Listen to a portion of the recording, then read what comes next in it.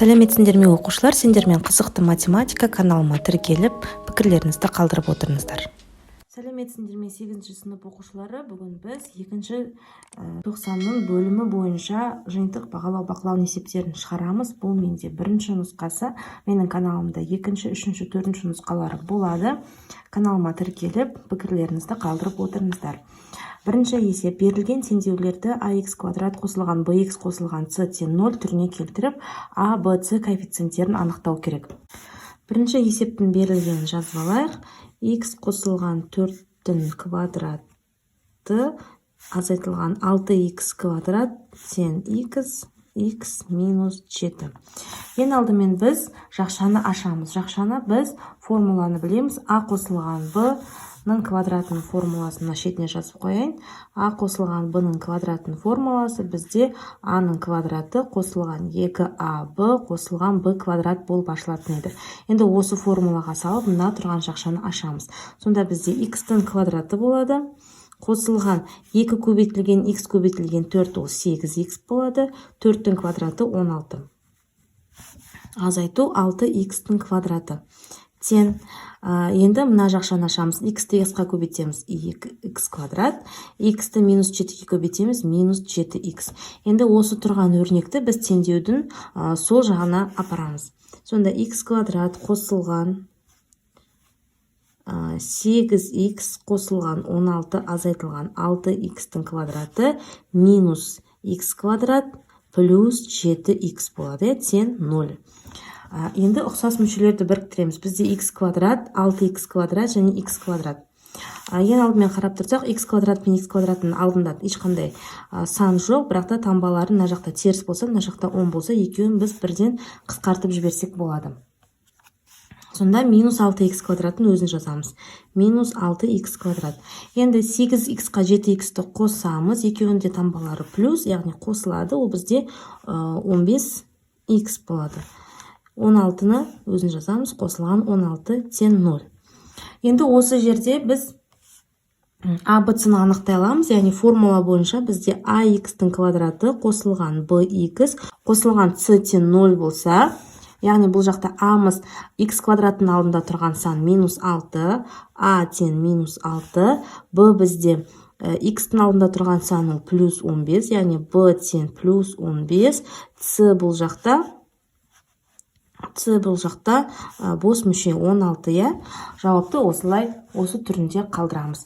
Немесе оқушылар кейбір жерде мынау x квадраттың алдында тұрған таңбасын ауыстырып жібереді, яғни минус таңбаны қалдырмай, яғни осы өрнектің барлығын минус 1-ге көбейтіп шығады. Сонда не істейміз? Минус 6x квадратты минус 1-ге көбейтсе плюс 6x квадрат, 15x-ті минус 1-ге көбейтсе минус 15x, 16-ны минус 1-ге көбейтсе минус 16, тең 0. Сонда бұл жақта a-мыз бізде 6 болады, b бізде минус 15 болады, c бізде плюс минус 16 болады.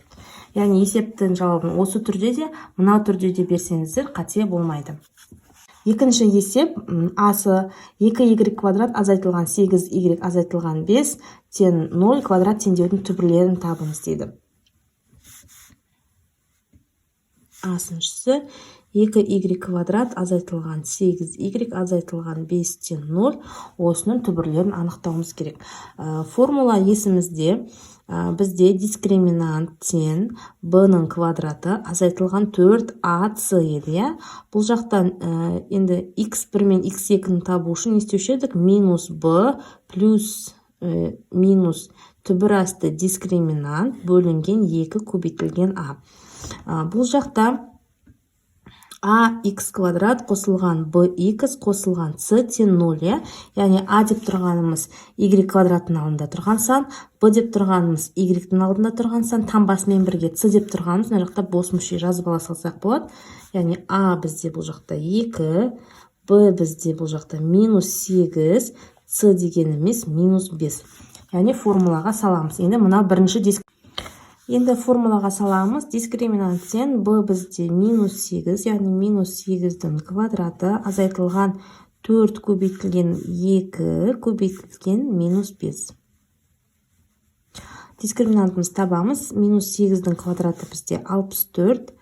Мынау минус пен мынау минус плюс болады.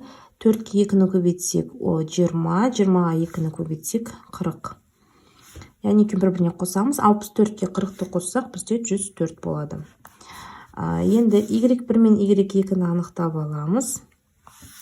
Формулаға саламыз. Минус b, яғни минус b бізде b-мызна өзі минус, мынаның минусымен b бізде плюс болып кетеді. Яғни плюс 8 плюс минус түбір асты 104.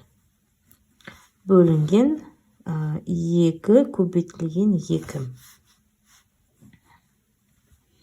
Сонда 8 плюс минус 104-ті біз 4 пен 26-ның көбейтіндісі ретінде жазсақ болады. 4 яғни түбірдің астынан 2 болып шығады. Яғни 2 түбір асты 26 бөлінген 4. Яғни бұл мына жақтан 2-ні жақшаның сыртына шығарсақ болады. Сонда тең 2 жақшаның ішінде 4 қос плюс минус түбір асты 26 бөлінген 4. Мына жақтағы 2 мен 4-ті қысқартып жібереміз, 2 қалады. Яғни бізде y1-іміз тең болады. 4 қосылған түбір асты 26 бөлінген 2, y2-іміз тең болады. 4 азайтылған түбір асты 26 бөлінген 2. Осы жауапты қалдырамыз. Келесі б-сыншысы n-ның қандай мәндерінде nx квадрат азайтылған 14x қосылған n тең 0 теңдеуінің 1/2 түбірі болады деді. Яғни бізде түбірлеріміз екеуі бір-біріне тең болу керек. Жаңағы берілген жазсақ nx квадрат азайтылған 14x плюс n тең 0. Бұл бізде б-сыншысы болатын еді.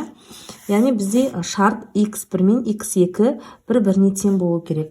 Бұл бізде қандай жағдайда тең болады? Бізде дискриминантымыз 0-ге тең болғанда теңдеудің 2 түбірі бір-біріне тең болады екен.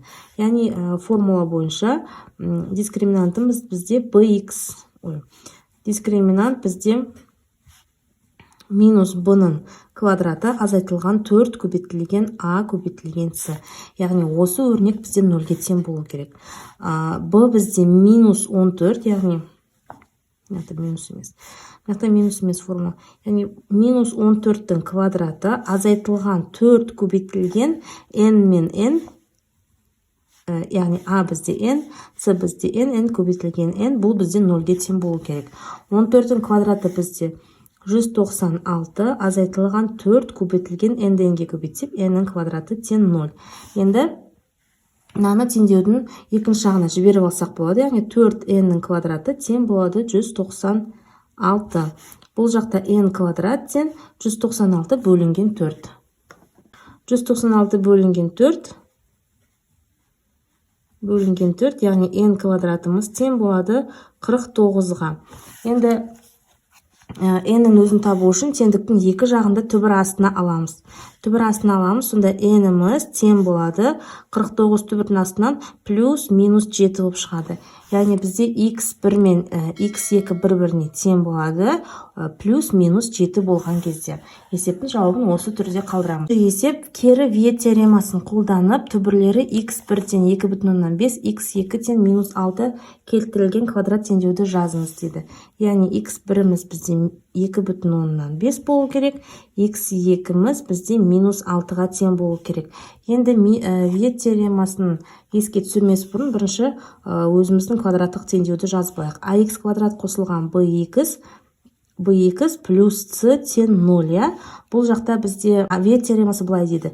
Теңдеудің мысалы екі түбірін тауып аламыз ғой. Сол екі түбірдің бір-біріне қосындысы, яғни x1 мен x2-ның қосындысы мынау бізде минус p-ға тең. P дегеніміз мынау x-ның алдында тұрған коэффициент.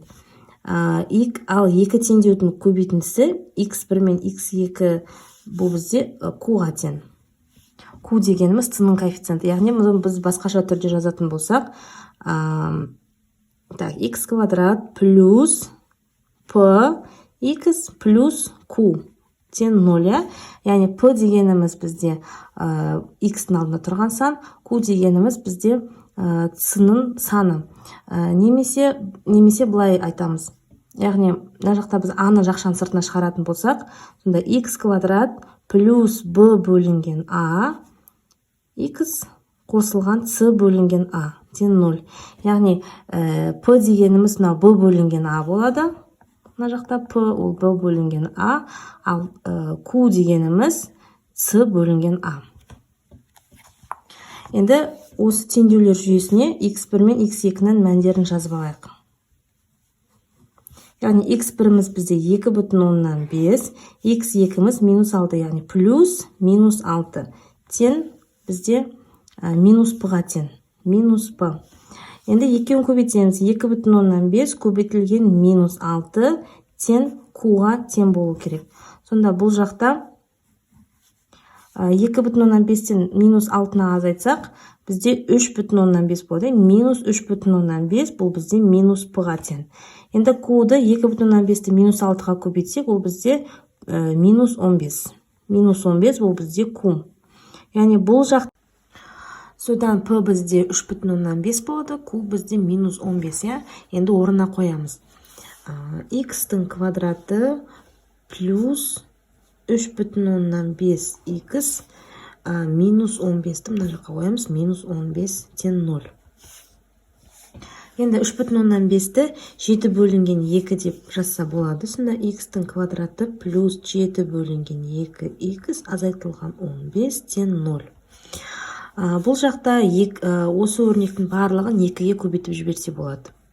Сонда 2x-тің квадраты, яғни 2x квадратқа көбейтсе 2x-тің квадраты плюс 2-ні 2-ден 7-ге көбейтсе 7x қалады, азайтылған 15-ті 2-ге көбейтсе 30 тең 0. Сонда бізде осындай квадраттық теңдеу шықты.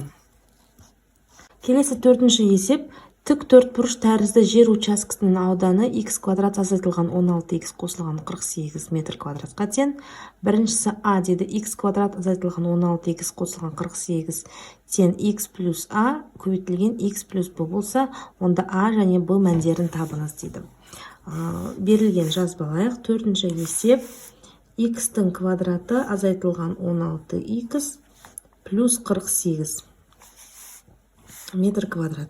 Бұл бізде тік төртбұрышты тәрізді жер телімінің ауданы осыған тең екен.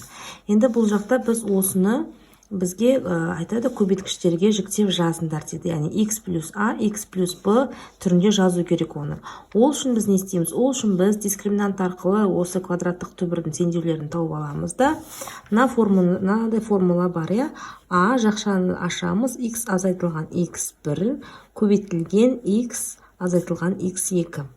Яғни a деп тұрғанымыз бізде x квадраттың алдына тұрған коэффициент, x1 және x2 дегеніміз бізде бұл жақта осы квадраттық теңдеудің түбірлері, ал бұл жақта x дегеніміз бұл тұрақты шама. Яғни бірінші дискриминант арқылы осы квадраттық теңдеудің түбірлерін тауып аламыз. 16x қосылған 48 тең 0 деп алайық. Дискриминант тең минус 16-ның квадраты, яғни формулаға саламыз, b квадрат азайтылған 4ac азайтылған 4 көбейтілген 48. 156 азайтылған 4-ті 48-ге көбейтсек 192. 256-дан 192-ні азайтсақ 64-ке тең екен. Сонда x1 мен x2-ні табамыз. Бұл бізде плюс 16, плюс минус 64 түбір астынан 8 болып шығады, бөлінген 2-я. Сонда бір түбіріміз 16-ны 8-ге қосамыз, 24 бөлеміз 2-ге 12 болады. 16-дан 8 азайтамыз 8, бөлеміз 2-ге 4 болады. Сонда бізде бір түбіріміз 12-ге тең екен, екінші түбіріміз 4-ге тең екен. Енді түбірлерін тауып алдық. Енді мына формулаға қоямыз. A деп тұрған бізде бұл жақта 1, яғни 1-ді жазбаймыз. X бізде тұрақты шама. Мына жақта бізде егер түбіріміз 10 таңбалы болса, мынау минус таңбасы қалады. Түбіріміз теріс таңбалы болса, мынау минус таңбамыз плюс таңбаға ауысады. Яғни X азайтылған бірінші 12, жақшаны жабамыз, екінші X азайтылған екінші түбір 4. яғни осы жақшаны ашатын болсақ бізде осы өрнектің өзі шығатын болады. Оны көреге x-ті x-қа көбейтсек x-тің квадраты, x-ті минус 4-қа көбейтсек минус 4x, минус 12-ні x-ке көбейтсек минус 12x, минус 12-ні минус 4-ке көбейтсек плюс 48, яғни бұл бізде x-тің квадраты минус 4x пен минус 12x қосылады, минус 16x болады, и плюс 48. Осы өрнегіміз шығып тұр. Енді бізде бұл жақта сұрап тұр x плюс a, x плюс b, яғни a-ның орнында бізде минус 12 тұр, b-ның орнында бізде минус 4 тұр. Яғни жазамыз a тен минус 12, b тен минус 4 деп. Так, а мен b-ның мәндерін таптық. Бұл бізде a сұрағы еді. Енді b сұрағына көшеміз. Егер 4 бұрыштың ұзындығы x плюс a, ал ені x плюс b болса, онда анықталған a және b мәндерін қолданып, жер учаскесінің периметрін өрнектеңіз. Яғни x плюс a ол бізде ұзындығы, яғни a бізде x минус 12 болады екен, b бізде x азайтылған 4 болады екен. Бізде енді периметрді анықтау керек. Периметрдің формуласын білеміз. Бұл бізде 2 көбейтілген a плюс b еді. 2-ні жазамыз. a бізде x азайтылған 12, b бізде x азайтылған 4. Сонда тен 2 жақша ашылады. X-қа x-ті қоссақ 2x, минус 12-ге минус 4-ті екеуін қосамыз, екеу қатар тұрғанда минус 16.